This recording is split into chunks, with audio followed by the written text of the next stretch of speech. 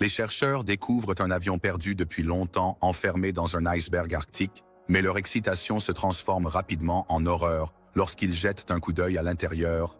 Leurs cris résonnent à travers le tombeau glacé, révélant une vérité plus terrifiante qu'ils ne l'auraient jamais imaginée. Le vent arctique glacial fouettait le visage du docteur. Le visage d'Amelia Frost, piqué par le vent, malgré les couches de vêtements de protection. Pendant des semaines, son équipe à bord du brise-glace, Aurora, avait suivi un iceberg d'une taille exceptionnellement grande. Attirés par sa forme particulière et sa trajectoire inattendue, cependant, rien ne pouvait les préparer à ce qu'ils allaient rencontrer ce jour fatidique. « Est-ce que c'est ce que je pense que c'est ?» gazait Dr. Frost, sa voix à peine audible au-dessus du vent hurlant et du craquement de la glace contre la coque du navire. Son collègue, Dr. Marcus Chen, un glaciologue renommé avec un penchant pour l'impossible, arracha les jumelles des mains du Dr. Frost.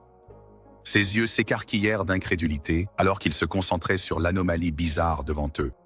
« Impossible », murmura-t-il, ajustant le focus frénétiquement, comme si cela pouvait changer ce qu'il voyait. Émergeant de l'immense iceberg, telle une sculpture gelée bizarre, se trouvait le nez indéniable d'un avion de ligne.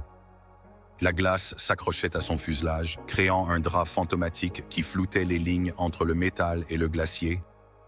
Des stalactites pendaient de ses ailes comme des doigts cristallins, tendus vers la mer tourbillonnante en dessous. « Nous l'avons trouvé », souffla Amelia, son cœur battant si vite qu'elle pensait qu'il allait éclater dans sa poitrine. Le vol de N317 perdu depuis longtemps. Les mots flottaient dans l'air, lourds du poids de décennies de mystères et de spéculations. Pendant 35 ans, la disparition du vol de N317 était restée l'un des plus grands mystères de l'aviation. Un mystère qui avait déconcerté les experts et les théoriciens du complot. L'avion avait disparu sans laisser de traces lors d'un vol transarctique de routine en 1989, transportant 207 passagers et membres d'équipage vers l'inconnu. Des équipes de recherche avaient ratissé l'immense et impitoyable Arctique pendant des mois, mais aucun débris n'avait jamais été trouvé. Jusqu'à maintenant, alors que l'Aurore naviguait prudemment dans les eaux traîtresses autour de l'iceberg, l'esprit d'Amelia était en ébullition avec des questions. Comment l'avion avait-il pu être enfermé dans la glace? Quelle force de la nature, ou peut-être quelque chose de plus sinistre, aurait pu provoquer un crash aussi bizarre? Et, plus important encore, quel secret était gelé à l'intérieur de sa coque? Dr. Nakamura. Dr. Frost appela Sarah Nakamura, la spécialiste de la glace de l'équipe. « Tu dois voir ça. » Amelia se précipita à ses côtés, où une série d'instruments clignotaient d'alarme. « Les lectures qu'ils affichent défient toute explication », a expliqué Sarah, en montrant un graphique avec des lignes extrêmement fluctuantes. « Ce n'est pas normal. La structure cristalline, la densité, c'est comme rien de ce que j'ai jamais vu auparavant. » Un frisson qui n'avait rien à voir avec le froid arctique parcourut l'échine d'Amelia. Quoi qu'il soit arrivé au vol 2317, il devenait clair que c'était plus qu'un simple crash et un gel. Alors que l'Aurore s'approchait lentement de l'avion enseveli, Amelia ne pouvait s'empêcher de ressentir qu'ils étaient sur le point de découvrir quelque chose d'incroyable. « Au minimum, préparez l'équipe d'exploration », ordonna-t-elle, sa voix ferme, malgré le tremblement de ses mains. Debout sur le pont de l'Aurora, Dr. Amelia Frost regardait l'avion enfermé dans la glace. Elle avait consacré sa carrière à percer les secrets de l'Arctique, une passion née d'une enfance peu ordinaire. Son père, le capitaine James Frost, était un pilote chevronné qui avait effectué d'innombrables missions dans les régions polaires. La disparition du vol de N317 avait captivé l'imagination d'Amelia quand elle n'avait que 10 ans. Elle se souvenait avec vivacité du jour où son père rentra à la maison, le visage blême, pour annoncer la nouvelle concernant l'avion disparu. Cette nuit-là, alors que la jeune Amelia était allongée dans son lit, elle fit un vœu silencieux de résoudre le mystère un jour. Maintenant, en tant que chercheuse principale de cette expédition, elle avait l'impression que toute sa vie l'avait conduite à ce moment. « Dr. Chen », Dr. Frost appela, tirant Marcus de sa rêverie. « Es-tu prête à commencer l'évaluation préliminaire ?» Chen, un ingénieur aérospatial de renom spécialisé dans les défaillances d'avions en environnement extrême, avait été sceptique lorsque Amelia l'avait d'abord approché pour rejoindre l'expédition, mais maintenant, confronté à la vue impossible qui s'offrait à eux, ses yeux brillaient d'un mélange de curiosité scientifique et d'excitation à peine contenue. Alors que l'aurore s'ancrait près de l'iceberg, l'équipe d'Amelia se mit en action avec une efficacité bien rodée. Dr. Chen, armé d'un éventail d'équipements de scan haute technologie, commença à évaluer l'intégrité structurelle de la partie exposée de l'avion. Pendant ce temps, Sarah Nakamura commença à analyser la composition de l'iceberg lui-même. Choisi par Amelia pour son approche innovante de l'analyse des carottes de glace, l'exubérance habituelle de Sarah s'estompa alors qu'elle étudiait ses instruments, remplacés par une expression de confusion et d'inquiétude. « La formation de glace est inhabituelle », rapporta-t-elle, en fronçant les sourcils en regardant sa tablette. La structure cristalline, la densité, les éléments traces, rien de tout cela ne correspond au motif de glace arctique connu. C'est presque comme si l'avion avait été congelé sur le champ. Le front d'Amelia se plissa, peinant à traiter l'information. « C'est impossible », murmura-t-elle, plus pour elle-même que pour Sarah. Même dans les conditions arctiques les plus sévères, il faudrait du temps pour que la glace se forme ainsi. Nous parlons ici des lois de la thermodynamique. Dr. Chen les rejoignit, le visage grave. La structure de l'avion est tout aussi déroutante. Jusqu'à présent, il n'y a aucun signe de dommage d'impact ou du genre de stress structurel que nous attendrions d'un atterrissage d'urgence. C'est comme si l'avion s'était simplement arrêté en plein vol et avait été immédiatement enfermé dans la glace. Alors qu'il débattait des implications de ces découvertes impossibles, un bruit semblable à un coup de feu résonna à travers l'eau. L'équipe regarda avec horreur alors qu'une grande section de glace près de la queue de l'avion commençait à se fissurer, des craquelures se propageant comme des éclairs à la surface de l'iceberg. « Tout le monde, retour au navire !» cria Amelia, le cœur battant à ses oreilles.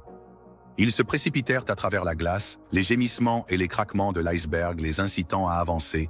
Ils ont à peine réussi à atteindre la sécurité avant qu'un énorme morceau de l'iceberg ne se détache, emportant une partie de la queue de l'avion avec lui. La section de glace a disparu sous les vagues tourbillonnantes, laissant derrière elle une plaie béante dans l'iceberg, et emportant avec elle des indices potentiels sur le sort du vol 2317. Alors que l'équipe reprenait son souffle sur le pont de l'Aurora, un silence tendu s'installa parmi eux. Le quasi-accident les avait tous secoués, mettant en lumière les dangers de leur mission et la fragilité des preuves qu'ils recherchaient. Une fois le danger immédiat passé, Amelia rassembla son équipe dans la salle de conférence du navire. Des cartes et des images satellites de la région couvraient les murs, et un hologramme 3D de l'iceberg et de l'avion tournait lentement au-dessus de la table centrale. « Nous devons entrer dans cet avion », dit Amelia d'une voix ferme, son ton stable, malgré l'adrénaline qui continuait de circuler dans ses veines. Quoi qu'il soit arrivé au vol 2317, les réponses sont là-dedans, et nous n'avons peut-être pas beaucoup de temps avant que le reste de l'iceberg ne se brise. Elle regarda son équipe, le regard calculateur de Chen, l'excitation, nerveuse de Sarah, et le mélange de peur et de détermination sur les visages des autres. Il comprenait tous les risques, mais il savait aussi l'importance de ce qu'il pourrait découvrir. Alors que l'équipe commençait à planifier leur approche de l'avion, aucun d'eux ne pouvait se défaire de l'impression qu'ils se trouvaient au bord de quelque chose de bien plus grand, de bien plus dangereux que tout ce qu'ils avaient jamais imaginé. Équipés de piolets et de crampons, et avec des combinaisons thermiques à la pointe de la technologie, l'équipe d'Amelia commença son ascension périlleuse de l'iceberg. Ils avancèrent lentement vers le fuselage exposé du vol 2317, chaque pas calculé et précis. Alors qu'ils s'approchèrent de l'avion, la véritable ampleur de leur défi devint évidente. La sortie de secours de l'avion, leur point d'entrée prévu, était gelée, fermée, scellée par des décennies de glace métallique étrange. La porte était à peine visible, juste une légère indentation dans le tombeau glacé qui enfermait le fuselage. Amelia évalua la situation, son esprit parcourant les solutions potentielles. « Nous allons devoir percer », décida-t-elle, en sortant une lance thermique spécialement conçue de son sac. Cette invention récente, combinant la technologie laser avec des éléments de chauffage traditionnels, était leur meilleur espoir pour pénétrer dans cette glace inhabituelle. Des heures passèrent, alors qu'ils s'efforçaient de créer une ouverture. Enfin, avec un bruit retentissant qui semblait résonner à travers l'immense étendue de glace, la porte céda. Se ressaisissant, Amelia jeta un coup d'œil dans l'obscurité. Sa lampe frontale perçait l'obscurité, illuminant des rangées de sièges encore occupés par des passagers. Ce qu'elle vit la fit crier d'horreur. « Mon Dieu !» murmura Sarah, sa voix tremblante. C'est comme s'il s'était juste figé sur place. Alors que l'équipe entrait prudemment dans la cabine, l'ampleur complète de l'anomalie devint claire. Malgré les décennies qui s'étaient écoulées, il n'y avait aucun signe de décomposition, aucun dommage causé par le gel, aucune dégradation. Les passagers avaient l'air d'être morts. « Réveille-toi à tout moment ». Amelia avança, son cœur battant la chamade dans sa poitrine. Aussi troublante que fut la cabine des passagers, elle savait que leur réponse se trouvait plus loin. Elle devait trouver le cockpit, espérant découvrir quelque chose qui pourrait révéler ce qui était vraiment arrivé au vol 2317. Prenant une profonde inspiration pour se ressaisir, elle saisit la poignée de la porte du cockpit et poussa. La porte grinça en s'ouvrant, protestant après des décennies d'inutilisation. Amelia entra, le faisceau de sa lampe torche perçant l'obscurité. Ce qu'elle vit lui coupa le souffle. Les deux pilotes restaient immobiles dans leur siège, les mains toujours sur les commandes. Comme les passagers derrière eux, ils ne montraient aucun signe de décomposition. Leur peau était pâle, mais intacte par le temps. Alors que le regard d'Amelia se posait sur le capitaine, quelque chose changea dans sa perception. Le visage de l'homme était étrangement familier. Pendant un instant fugace, elle eut l'impression de regarder son propre père. C'était une image troublante qui la terrifiait et l'intriguait à la fois. « Dr. Frost ?» La voix de Marcus brisa le silence derrière elle. « Regarde le panneau de contrôle. » Il pointa une série d'interrupteurs et d'instruments, tous illuminés par une douce lumière fantomatique. Amelia s'approcha, son cœur battait la chamade. Les cadrans et les lectures ne ressemblaient à rien de ce qu'elle avait déjà vu. Ils pulsèrent de manière rythmique, émettant une lueur éthérée, comme si l'avion lui-même était vivant. « C'est quoi ce bordel ?» Sarah respira, sa voix remplie d'émerveillement et de peur. Amelia s'agenouilla, examinant les relevés. « On dirait une sorte de source d'énergie, » murmura-t-elle, peinant à comprendre. Les implications de ce qu'elle voyait étaient stupéfiantes. Ils étaient tombés sur quelque chose qui défiait toutes les lois connues de la physique. Quelque chose qui pourrait expliquer comment l'avion avait été piégé dans la glace sans subir de dommages. « Nous devons tout documenter », ordonna Amelia, son esprit s'emballant avec les possibilités. Ils avaient découvert des preuves d'une technologie au-delà de la compréhension, quelque chose qui pourrait réécrire l'histoire.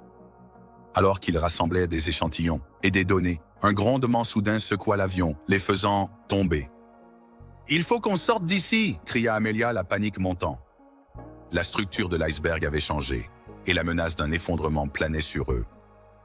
Se précipitant vers la sortie, ils luttèrent contre le sol mouvant sous leurs pieds. Juste au moment où ils atteignaient l'écoutille, un craquement assourdissant résonna dans la cabine. La glace, qui avait enfermé l'avion, commença à se fissurer, menaçant de les engloutir tout entiers. Un par un, ils sortirent, seulement pour se retrouver au bord d'un abîme où l'iceberg avait commencé à se détacher, des morceaux de glace tombant dans les eaux sombres en dessous. Ils coururent vers la sécurité de l'aurore, l'adrénaline parcourant leurs veines. En atteignant le pont, ils se retournèrent pour regarder avec horreur l'iceberg se briser, emportant leur précieuse découverte avec lui. « On ne peut pas partir les mains vides !» cria Amelia, sa voix mêlant détermination et désespoir.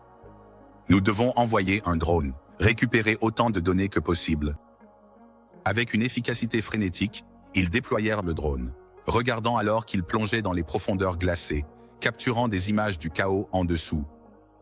Mais Amelia ne pouvait pas se défaire de l'impression qu'il n'avait fait qu'effleurer la surface de quelque chose de monumental. Qu'avait-il découvert? Que s'est-il passé avec le vol 2317? Les questions la hantaient. Alors qu'ils se tenaient sur le pont de l'Aurora, le vent fouettant autour d'eux, quels que soient les secrets qui se cachaient en dessous, la glace s'évanouissait, mais une vérité demeurait. L'Arctique avait révélé plus que ce à quoi ils s'étaient attendus. Et avec cela, Amelia Frost savait que leur vie, et peut-être le destin de l'humanité, ne seraient jamais plus les mêmes.